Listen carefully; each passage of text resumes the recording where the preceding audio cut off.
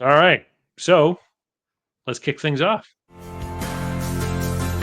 I'm David C. Barnett, and you're tuned in to Small Business and Deal Making, the podcast, YouTube channel, and blog where I talk about buying, selling, financing, and managing small and medium sized businesses while controlling risk. So, if you're looking to take control of your future through buying a business one day, or if you already own a business and you're looking to grow or exit, you've come to the right place. I talk about interesting things, I talk to interesting people, and I answer your questions every week right here. So be sure to hit like and be sure to hit subscribe, and let's get to it. Are you thinking of growing your business or beginning a journey into entrepreneurship? Take a shortcut to success by buying an existing and profitable business the right way.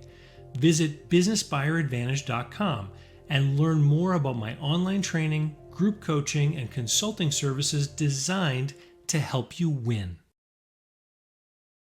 All right, everybody. Today I've got my special guest, Sol Rosenbaum, and Sol is a person. What are you best described as, an auditor? Is that what your title would be? I would say energy engineer. Energy engineer. And he's here today to talk with us about the SBA 504 Green program, which is a variation on one of the small business loan guarantee products that the SBA helps people with in the United States. And we're going to be talking about this and how it's different from the existing programs and what sort of opportunities it can open up to people. And Saul's going to share with us some of his experience and how these programs go through and what extra work has to be done, and what opportunities might be out there for people who may want to do this loan program in the U.S. So I want to kick things off just by getting a little bit of background on you, Saul. Well, why don't you tell us a little bit about who you are and how you ended up getting into this game? Well, thank you, David. I appreciate you giving me the platform to talk about this product and also just kind of give a little education to people about the energy engineering world. So I have degrees in mechanical engineering, and I've been working in the energy engineering world for a little over 20 years. About 15 years ago, I took that into the commercial real estate due diligence world, where I continued to work on various energy engineering and green loan products. And that's when I started my own firm, where we specialize in some of these green loan programs, in addition to other engineering services for the commercial real estate process of due diligence. Okay. And so just, I guess, for everyone's understanding, these green loan programs, it's basically sort of various levels of government looking to encourage building owners to make their buildings more efficient or to create renewable generation with respect to targets like reducing greenhouse gas emissions. Is that basically what this is? This is like an incentive type of program? In a sense, but what makes these programs a little bit different than some of the other green initiatives that you have out there is that, for example, the SBA 504 Green Loan Program is a standard project. We'll talk about it, how it's really for commercial real estate, but it also has a green component, as opposed to some of the programs that are out there that are really for, you're only doing a large scale solar array. So it's really a loan for real estate that happens to have green, as opposed to a green project specifically. I get you. All right. And so, can you then tell it? Well, first of all, I guess we should mention that a lot of the times when people are talking about business acquisition, they're talking about the SBA 7A program, which is frequently used for buying businesses. The 504 program, the standard one, is for real estate and maybe large pieces of equipment. And typically, the difference, I guess, is that there are fixed interest rate and typically longer amortization periods. Can you talk specifically about some of the details around the 504 Green program, maybe how it differs from the regular 504? Right. So in terms of who is using it and the type of things that they're using it for, anyone who would qualify for and look at the 504 as something that, wow, this is a good product for me, those are the same type of people who will be using the green program. But what it really comes down to is access to funding, because the SBA has a $5 million cap, on the threshold of normal lending. Once you hit that cap, the only way to extend that is to go through the green program. And so you end up with the same types of projects in general as you do for the 504, though they do tend to be a little bit larger, and you potentially have more sophisticated borrowers or more, borrowers who use it more often, because here they are coming back for something after they've already hit a $5 million threshold already. So it's not limited in the way that the normal 504 program is. Correct. It does. There's a $5.5 million loan per, loan maximum, but they lifted, there was an aggregate limit of $16.5 million that was lifted last, it was March or April of 2024. They lifted. So that had limited it to 3 loans beyond that $5 million, standard threshold. And now that limit is not there anymore. Okay. So if my business was growing and I was opening a new office in every state and building like a $3 million building in each one, as long as I fell under the green program, I could just keep doing it over and over and over again. Correct. Okay.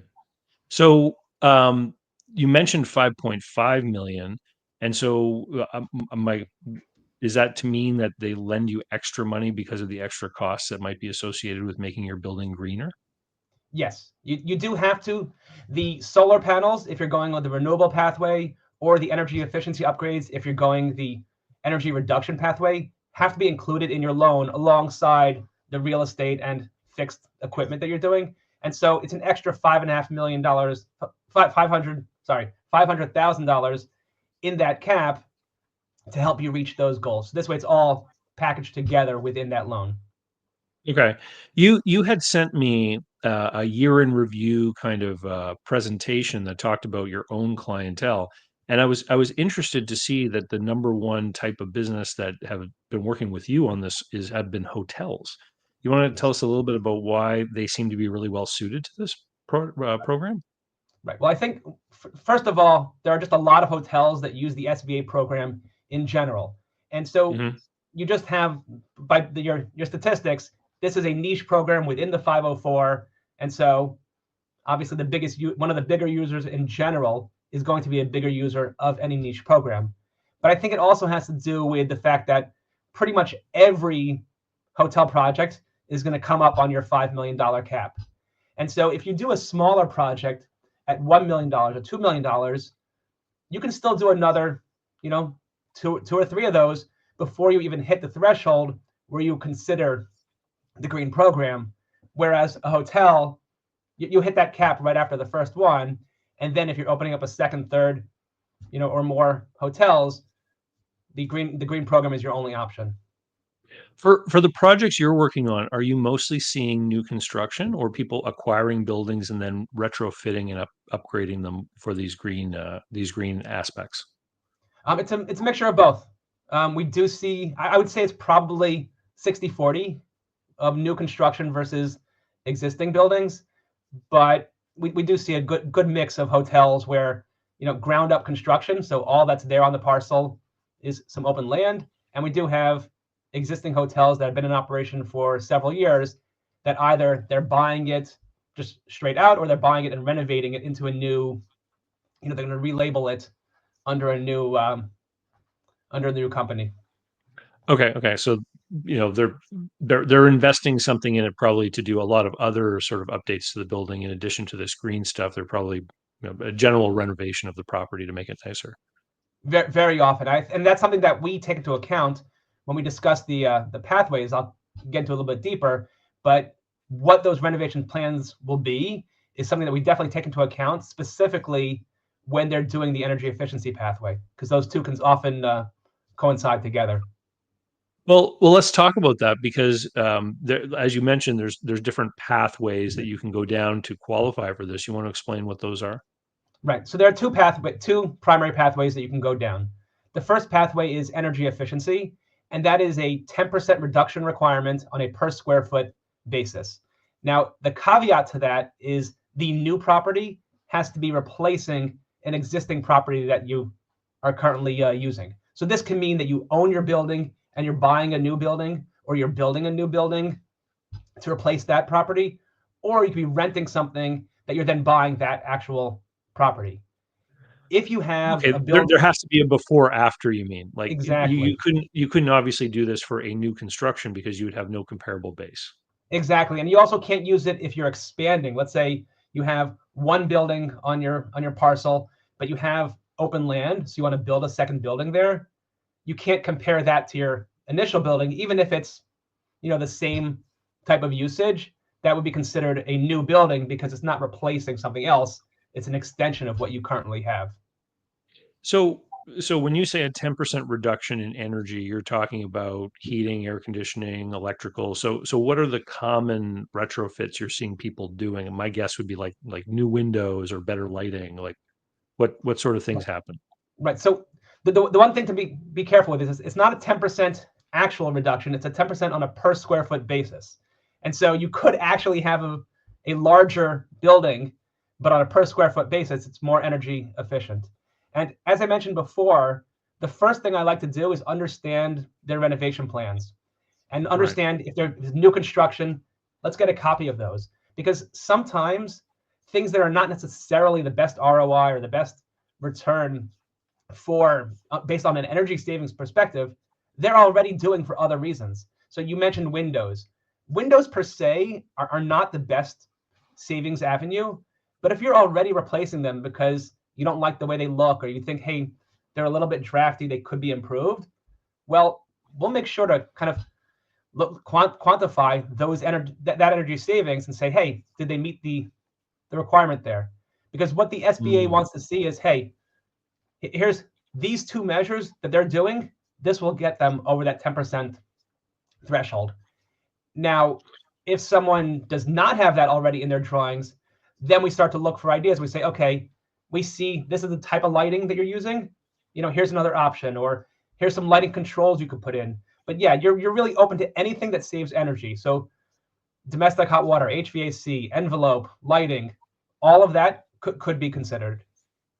I've recently been in some newer hotel properties actually that where the hallway lighting has the motion sensor activation. So you come out of the elevator, it's a little bit eerie at first because it's like dark hallways, but as you start to walk, it illuminates for you. And I've seen this in grocery stores too, with Right. like display cases, like the dairy case or whatever. It's all dark, and when you step up to it, it sort of lights up. This is the kind of thing you're talking about with respect to controls, and you kind of estimate what savings might be able to be had through the lights being off most of the time. Right, absolutely. So, listen, there are obviously concerns that you need to talk to the client about, safety issues or presentation and aesthetic issues that are obviously very important, especially in a hotel type of property. But if you look at a warehouse is a very good example of this, where they have, the main thoroughfares, those need to be illuminated at all times. But if they have off of that main aisle, lots of aisles of items where, somebody goes in there 4 times a day to pick off a few things, there's no Yeah. reason to leave the lighting on that entire time. So if you can isolate certain rows and turn them off, except when they're motion activated, you can definitely see some decent savings there. Okay. So the 10% savings is one avenue of qualification Right. under this program. What's the other one? The other one is a 15% renewable generation option. Now, that can mean solar, geothermal, hydropower, wind. For the most part, you're going to see everybody doing solar. That's pretty much the most straightforward option there. Sure. And then you do have some people who do geothermal. And so what we do, so these are obviously for buildings. Now, again, any building that could go the energy efficiency can also do, or instead they could do the renewable if they want to. But for buildings that are new construction, not replacing another one, or a new purchase that you're just using to expand or get into a new business, we either take historical data if it's an existing building, or we run an energy model to create the baseline for the anticipated energy usage. And then from that, we design a solar system that would generate 15% of that energy. Okay. And I'm seeing solar panels pop up all over the place. And Right. so, basically what you're calculating is the energy consumption of the building. You just have to make sure there's enough panels to make up about 15% of that. Exactly. Okay. And so, your what are some of the common misconceptions actually about this that you run into from people that approach you who might have been looking at this program? Well, I think that the first one is probably people who are doing it purely from a energy or sustainability mindset, that they look at and they go, oh yeah, I want to be part of that program. But when you start to talk to them, you realize, oh, you haven't done an SBA loan at all. And at that point, I would say, listen, I appreciate the work, but use the standard route. There's no reason to do the green program at this time. This way, you're not obligating yourself to things that you don't need to. So do the standard program and then come back. You want to add solar panels afterwards. You can do that, but it's not specifically part of your SBA project. Right, because they're, in addition to doing these improvements or adding solar panels because somebody wants to be more energy efficient, there's other bureaucratic hoops and expenses that they're going to bear, such as hiring you, right? Exactly, and our fees are in the bigger scheme of things, fairly nominal, but you don't want to become beholden to agree to something and then go, oh wait, you know what? Now I didn't realize there was a zoning requirement, and I don't have time to deal with that. If you don't need to, obviously, if this is your only route, then hey, you're going to jump through that hoop. But why do that if you don't need to? So the people that you're dealing with, the number one motivation you're finding is just that they want access to more of the SBA loan program versus they're trying to become more efficient. I would say that is probably the primary driver. I think that once you talk to them, they do appreciate the cash flow opportunities that the renewable system can offer, or energy reduction. They do appreciate that it adds a little bit of resiliency. It helps them plan for the future because they know what's coming. But Yeah. none of those are specifically going to make them pull the trigger on the project. It's really the access to capital that makes them say, okay, this is the pathway that we're going. Okay. And so as an energy engineer, what then is your role in this? We kind of touched on it, but can you tell us, like, at what point people are engaging you and what specifically is the work that you do to help facilitate the loan? Right. So the best time to engage us is early in the process. Even if I have to wait, you tell me, hey, yeah, we're ready to go forward with this. We'll sign your proposal. But the drawings are not going to be here for another 2-3 months. That's fine. This way it's on my radar and I can put the time aside and make sure that everything is set in place. But essentially, it's the SBA doesn't want a company that's doing the installations or a company that has a financial incentive to say, hey, you need to do this or you need to do that, actually making money off of those recommendations specifically. And so that's Okay. where an engineering firm like ours comes in. We're a third party. Whether we tell them they need a 50 kilowatt solar system or a 60 kilowatt system, that doesn't have any significance to us. So this way, we can come in and just give that third party stamp of approval. So you're like a lot of other advisors, and you sort of have a fee schedule based on the time or the work that you're putting into each of these projects, regardless of what the recommendations are. Sort of, this is what it costs to hire you. correct. Yeah, Okay. it's a fixed fee, and we kind of come in. They say, if it's a new construction, I tell them that we need the drawings. Usually 90 to 95% complete drawings are okay, because that last little 5 or 10% is often just minor changes inside to the finishes, which don't change the energy usage.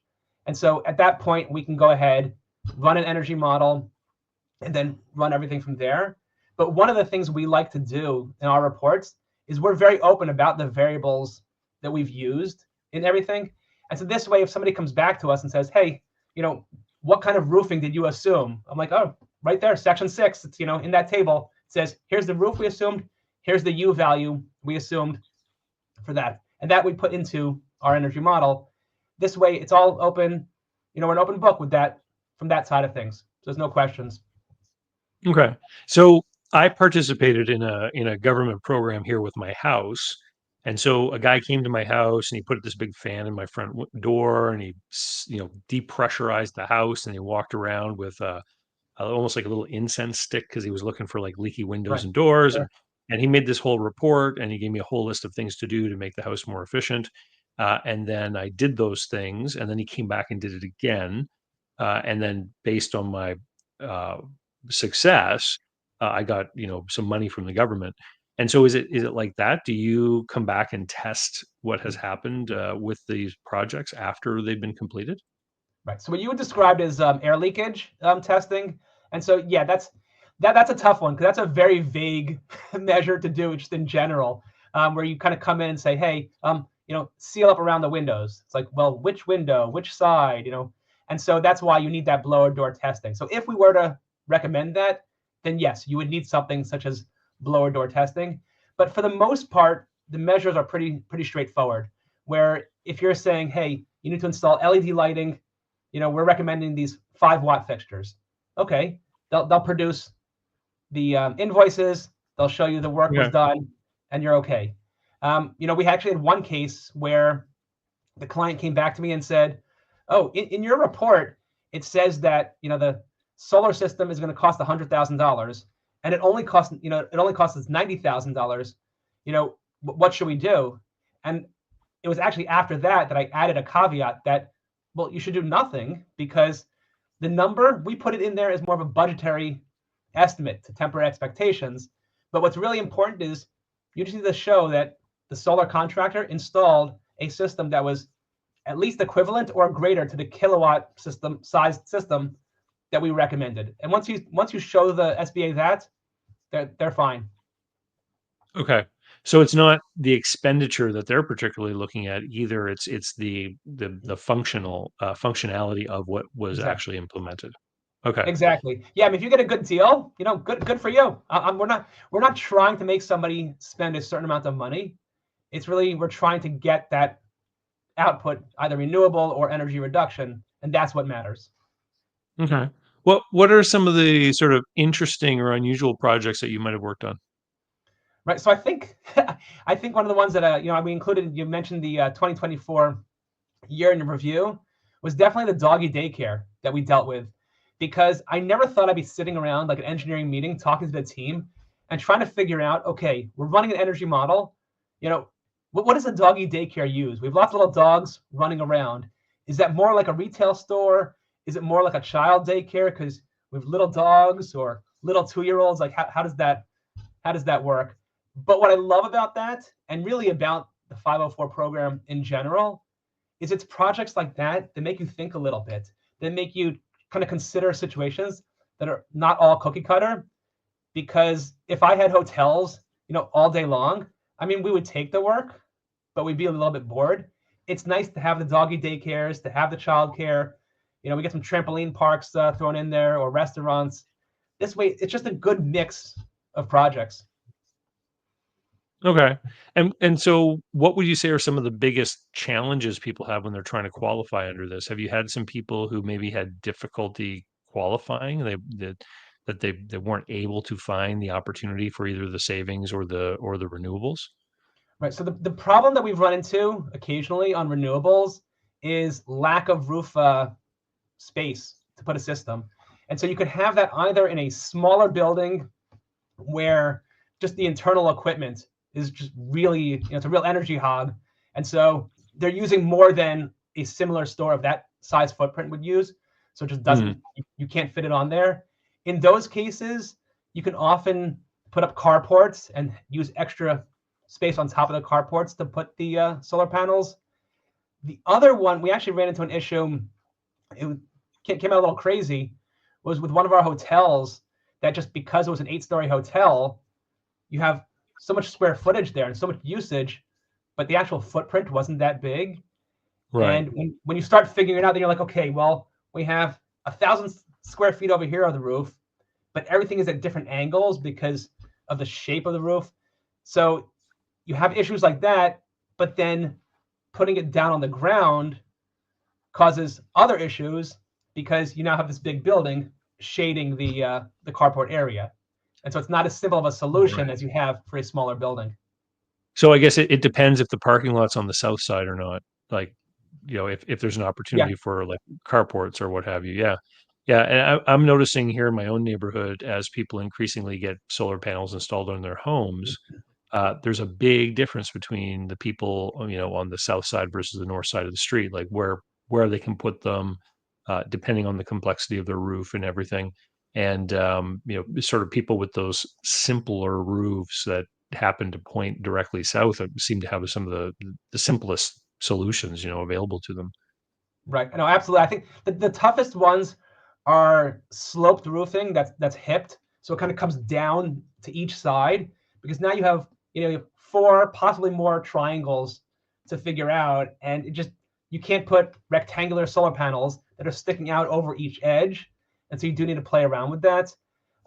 Yeah, I mean, you do have, when it comes to northern exposure, you will get something out of it, but it definitely is not as good as southern exposure, and then Yeah. east-west side. So yeah, we do have to take all of that into account when we look at the placement of the system. Okay. How can other business advisors like CPAs and other people that work with small business owners, how could what should they be thinking about this program? Should this be something that they put into their tool chest and should learn about it and maybe be presenting it as an opportunity for some of their clients? Well, I think it's definitely an opportunity for clients if they have their own capital on hand to spend, then okay, that may be a better option. But for many businesses, just that long-term fixed rate of the 504 is really very useful. And many of them may just not know it's available for those, those secondary or the second, third, fourth loans. So I think podcasts such as yours are really good to get this information out there so people know at least it's an option to consider. How long has this program been running? I mean, you mentioned a change a little over a year ago where they removed the overall cap, but how long have they been doing the green variety of the 504 loan? So that is a good question, and I don't know. Um, Oh, okay. I could find that out. I mean, I've known about it for several years and been working on it for several years, but I don't specifically know how long the green program has been in there. Okay. And I mean, are you getting information from the SBA? Like, as far as you know, is this something that should be around to stay, or any news about how it might be changing in the coming years or anything like that? Okay, so I guess we'll talk about the bigger picture. Is things are fine. I don't have any specific information. There is a smaller green program that's within 7A. It's part of the Community Advantage program, and that was paused recently, but that's really for people to put on solar panels as opposed to a real estate purchase that also includes solar panels. So Oh, I mean, okay. I'm sort of optimistic that in general the SBA will be okay, like, and the 504 and the 7A programs will be okay because they have pretty strong bipartisan support. But you know, you never really know. Honestly, that's really what it comes down to. I have not heard that they're getting rid of it, and I'm hopeful that it continues because I think it's a really good opportunity for people to get additional funding. Okay. And so through the work you've been doing, without this program, what does your practice look like? What other kinds of stuff do you do besides helping people with this? Right. So there are other green loan programs that we work on. Fannie Mae and Freddie Mac each have a green loan program. Those are more for investors in the properties themselves. A lot of them Hmm. are in multifamily properties. So they're investing. Actually, it's not a business investing; it's a person or a company investing Sure. in that as a real estate option. We do a lot of engineering review of property condition assessments. Those are part of the due diligence process in the mortgage finance world, very similar to a home inspection that you have for residential property. So these are for commercial properties. We deal with some of the green loan or the green like sustainability certifications, Energy Star, some of the benchmarking that are involved with those. And we also do some ghostwriting of those property condition assessments, various field guys that are out there that need some extra support when they get too busy. So Yeah. my engineering team can help out with those as well. And you work with people in all different states. Does this work, or does the program vary at all from state to state? No, it works across all the states. So we've done projects. I think we're at 22 states now. Obviously, larger metro areas, because they have more projects, are going to have more of these, but it works across all the states. For the most part, new projects that we're doing the analysis based on drawings, we don't need to go out there, but we do have contacts throughout the country. So if we Hmm. do have to go somewhere, I can send somebody out there to talk to the people on the site, take the pictures, and gather that data that we need to be sent back to the engineering team. Okay. Well, I mean, Saul, this has been really interesting because I first heard about the 504 Green program maybe like a year ago. I think I was listening to another podcast and someone mentioned it, and I knew that it had something to do with making the building more efficient or whatnot. But I really didn't realize that there was this big advantage of having no limit. So somebody who Yeah. was growing a business could keep applying for them one after another and keep getting them. I, I find that really interesting. Yeah, no, it really is a great program. And I think it's one of those things where, like I said, it works well because like it has that bipartisan support because it's not strictly, hey, we're only focusing on sustainability or only focusing Yeah. on real estate. I think it's a good marriage of the two to really kind of make it something that anybody can see the value in. Well, and I think that anyone who's going to own a business or invest in a piece of real estate for their business, if they have any kind of long-term view, they're probably going to be open to investing in things that are going to save the money in the long term anyway, right? I mean, if you talk about a 10% energy Right. reduction per square foot in a building, those are dollars in your pocket. Like you're going to save money. It's going to pay you back over time. I guess it's just a matter of whether you are willing to take Right. the longer view and make those kinds of investments or not. And this kind of encourages people to look at it that way. Right. Absolutely. And I think that when it comes to the 504, the SBA programs, really in general, you're talking about businesses. And a lot of people look at these as something that they're investing in their family's future. So I think people do, for the most part, have that long-term vision. They're not just saying, hey, let me jump into this business, run it for 2 years, and flip it like you sometimes saw with real estate, where they bought a property cheap, rehabbed it to minimal standards, and then just tried to resell it. You don't see that as much with these businesses, at least not from my standpoint. I have not seen that at all. Yeah. So if somebody wants to talk with you about potentially doing one of these projects, how can they reach you, Saul? Right. So the best way to reach me, you can contact me through LinkedIn. I'm fairly active on there, and then you can contact me through email. It's Sol at srengineeringandconsulting.com. Certainly happy to answer any questions and be a resource for this program or for any of our related services if anybody wants to reach out. Awesome. I'll put the URL to your LinkedIn profile in the show notes so that people can Excellent. find it. And I want to thank you for popping over today to do this interview. I thought it was pretty interesting. Excellent. Thank you so much. I appreciate it. All right. Have a good one. Thanks. So, how can you learn more about buying, selling, financing, and managing small and medium-sized businesses? Easy. Go over to my blog site, davidcbarnett.com, where you can learn more about me and how I work with my clients. You can learn more about my books and courses that I've prepared for you. You can find out how to subscribe to my email list, the YouTube playlists, and more. There's literally hundreds of hours of content there, all for free, and I'd love for you to be my guest. Special thanks go to Mark Willis at Lake Growth Financial, today's video sponsor. Mark helps people better manage their personal and business finances through the Bank on Yourself insurance strategy. This is something I've done personally and I've seen others use it successfully for years. Go to newbankingsolution.com to find all the interviews I've done with Mark and learn more about the advantages of these programs. While there, sign up for a free consultation to learn what this solution might look like for you.